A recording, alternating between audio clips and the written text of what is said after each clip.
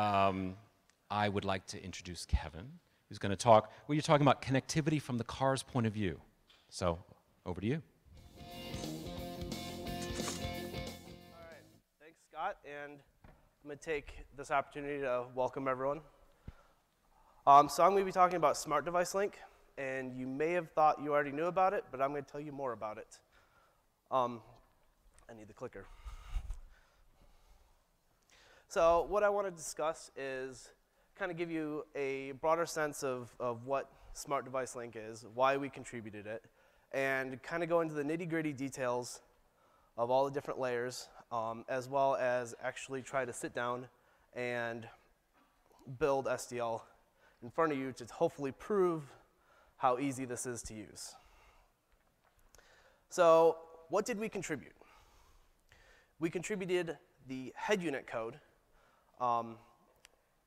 which is the POSIX compliant head unit with our SmartDeviceLink code.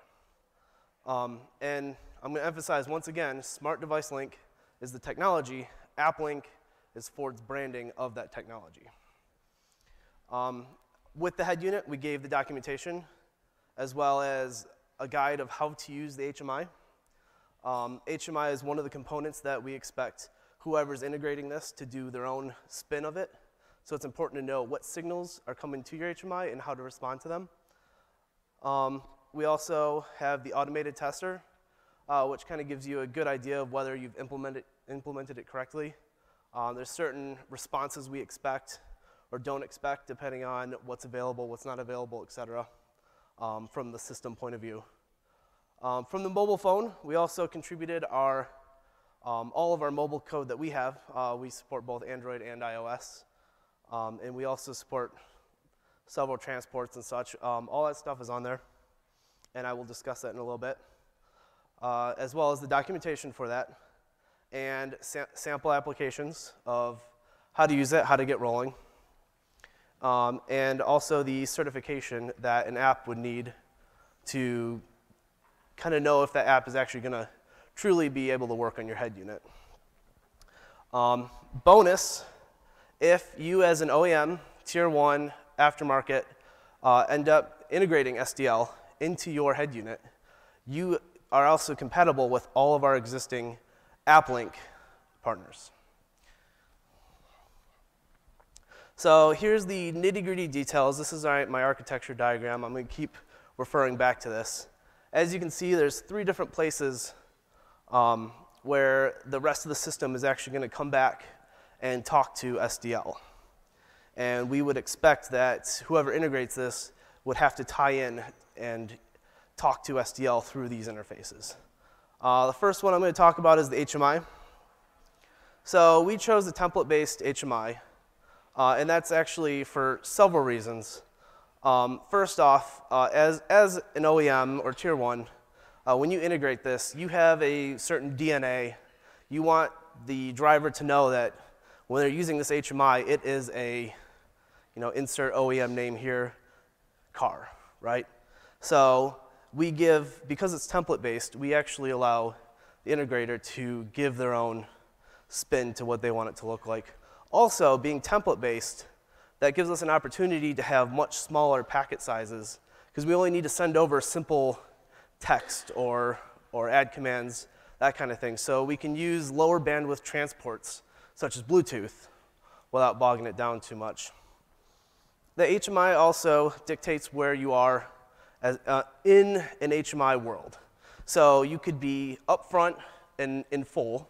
You could be in the background. You could be in a limited state where you're in the background, you're not being seen, but you can still be heard. And that's all dictated by how the user interfaces with the HMI and what they select, what they put in background, et cetera. Also, the HMI, we consider both the GUI and the VUI to be pieces of the HMI. So if the user says something, we would expect that that command actually make it back to the app.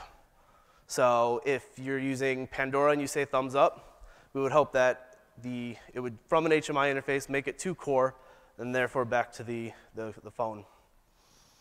Currently, we're supporting 2 different types of communication, to and from actually all other interfaces.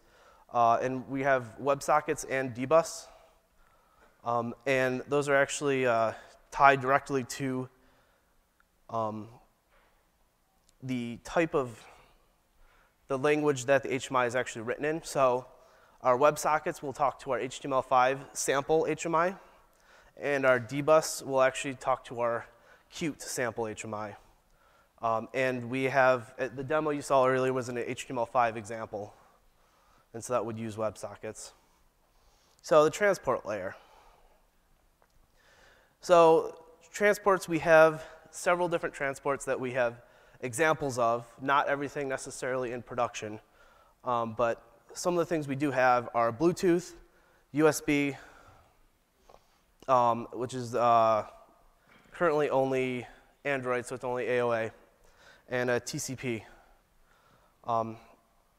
And you can see by these diagrams, the idea is that you can have a connection and additionally have several AppLink connections. And over each AppLink connection, you would be allowed several sessions that we call them. And as an example, one connection might be in a Bluetooth world. One, it would be an RF COM port. So over that RF COM port, one app would own that, and it can send over several sessions. And I'll show you the significance of each session in the protocol layer. So each session actually shows up as one single app on the head unit. So one app on a phone could actually pose as an infinite number of apps on a head unit. And that allows for multiplexing, in case you have an idea that might fall into that. And it also enables us to, in the future, be able to have services on the phone rather than each app maintaining its own transport. So the application manager, this kind of handles everything.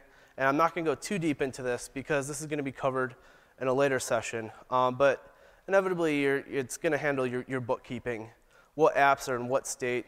You know, if they send an RPC in a background state and they're not allowed to, it'll be handled by that because of the bookkeeping. And remote procedure calls, which is kind of the basis of all communication with AppLink. You're sending and receiving RPCs. So your infotainment. So your infotainment is basically everything outside of HMI that impacts the system. So your vehicle power, ignition on and off, different priorities, audio state changes, attenuation, because there might be, as an example, you're playing audio in full and you have a navigation that comes in and you're being attenuated. So you're not going to want to be saying something over an A2DP channel knowing that you're not going to be heard as nearly as loud as as a navigation app. And all your vehicle data. We have a whole list of vehicle data. I don't know if we have it available, but we'll definitely have it available for when we start the hack. All your vehicle data will come over this interface as well. So one additional thing I'm going to talk about architecture-wise is policies. And I'm not going to go into it too much, but the idea here is that we allow the ability to control whether apps can use the system, can't use the system, and all the way down to allowing an app, not allowing an app, all the way down to individual RPCs, individual pieces of vehicle data. And this is all controlled in policies. So, why do we contribute SDL?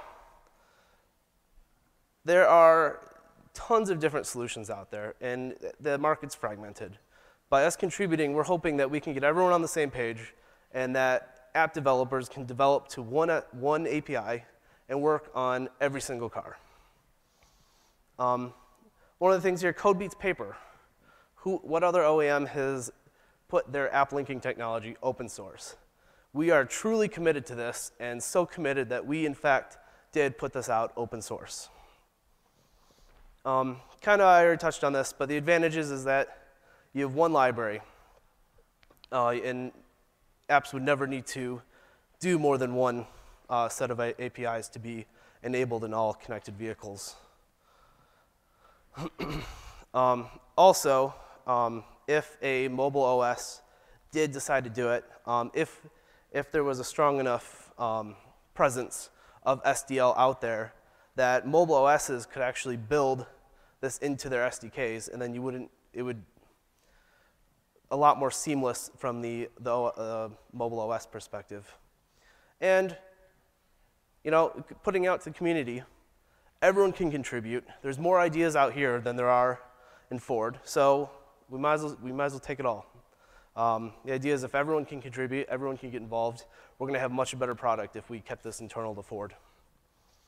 So I'm going to go over how to build SDL in a second. Does anyone have any questions?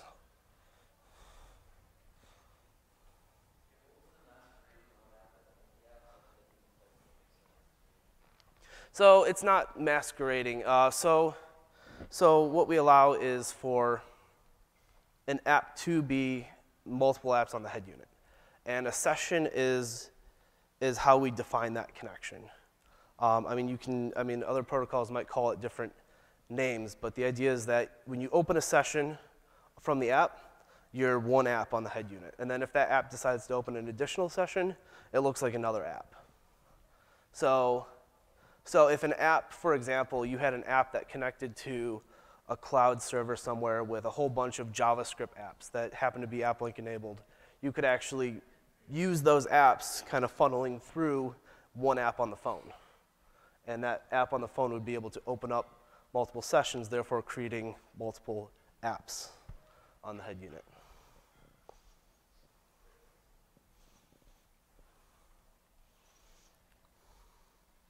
Okay, so SDL core. This has already been contributed.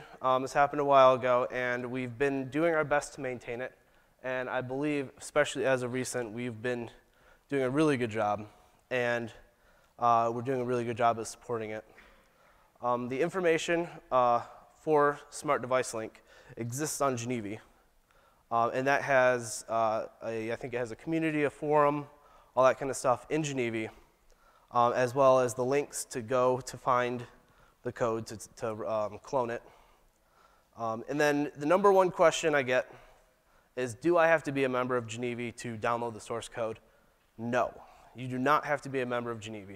It is out there in the open, and it's if you go to the site, you'll see what I mean. It's very open. There's no login. There's nothing like that. So, to get started, there's a whole bunch of dependencies, and this is if you build every single piece of SDL, you're going to need all of these. Chromium, for example, you won't need if you're not going to do WebSockets, if you decide to do your dbus. GStreamer, you don't need if you're not going to do any sort of media-like stuff in your HMI. But if you wanted to build every single piece of SDL, use every single piece at some point, this is the list. And I don't think we have it in Geneva, but we'll have a list somewhere, and hopefully maybe even get it up in Geneva before the hack starts, in case anyone wants to use it. But this is the list. So, cloning the repository, and I'll talk through it real quick, and I'll come over to my computer and kind of show you what I'm talking about. But you're going to clone the repository, and then you're going to check out dev merge 3.5. That's the most up-to-date, most stable version we have at the moment. So it makes sense to start there. Plus, we probably have the most support around that. And then one thing that I'm going to note here, and if anyone wants to work with me during the hackathon, I'll also make a point of it. Don't build directly in the repository folder. Only because I know files are being overwritten and that kind of thing with the build. So I always create a separate build folder, and I'll show you that in a second. So there's different flags, and this is kind of what I meant by if you want to build everything. So there is the ability to build for QNX, and when building for QNX, you have to give your QNX toolchain. De-extended media mode is kind of all those additional features that require GStreamer for HMI. DHMI is the flag that selects, decides what HMI is compiled with your core. So the default is HTML5. So if you don't have that flag at all, it'll be HTML5. But if you add the cute, it'll be cute. And then build type. Obviously release, you're going to get a nice little compact, 5 megabyte executable. But the default is debug, which is obviously a very big, very intensive logging build. And then I gave a couple examples of possible CMake commands.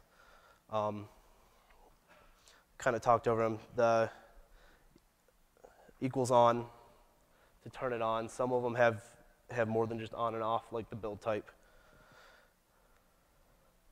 All right, and then after you build, there's a couple important notes. The executable will be in the binary folder. Shouldn't be too much of a surprise. And you're going to want to export an LD library path to include the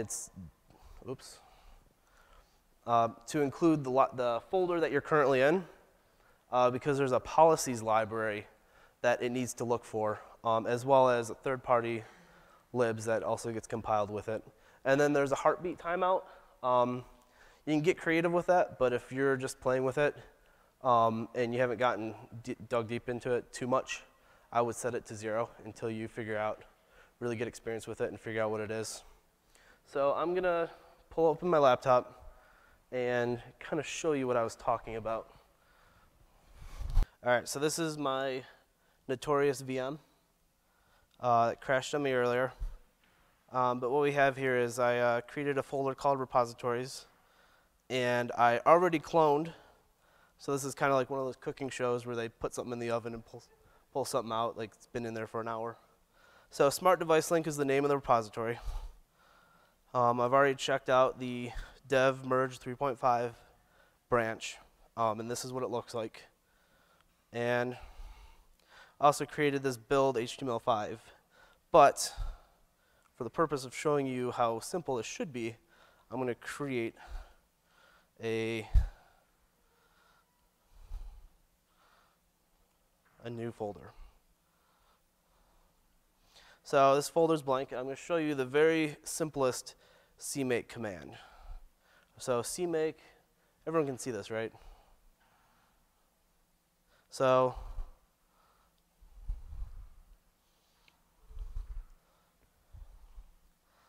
done, that easy. And all I had to do was apt-get all those packages in that one slide. And obviously, a make will go through and make it all. But I'm going to kill that and go back to the other build folder.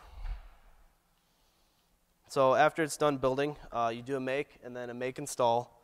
And the make install creates this third-party folder and this binary folder. And the executable will be in here as SmartDeviceLink core. SmartDeviceLink.ini is the file I was telling you about with the heartbeat timeout.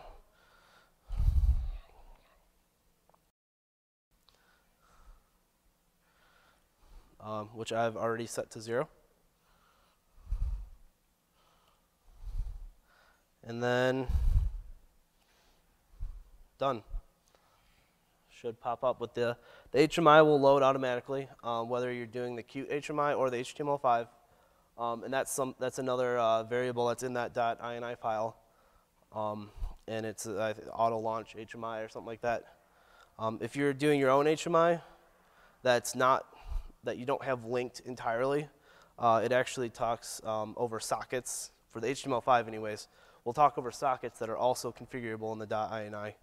And you can tell it not to auto launch and actually talk to your HMI over that socket if you want to start your HMI separately. So here it is. Definitely be around to help for the hack. That's all. Anything else? All right, thanks so much, you guys.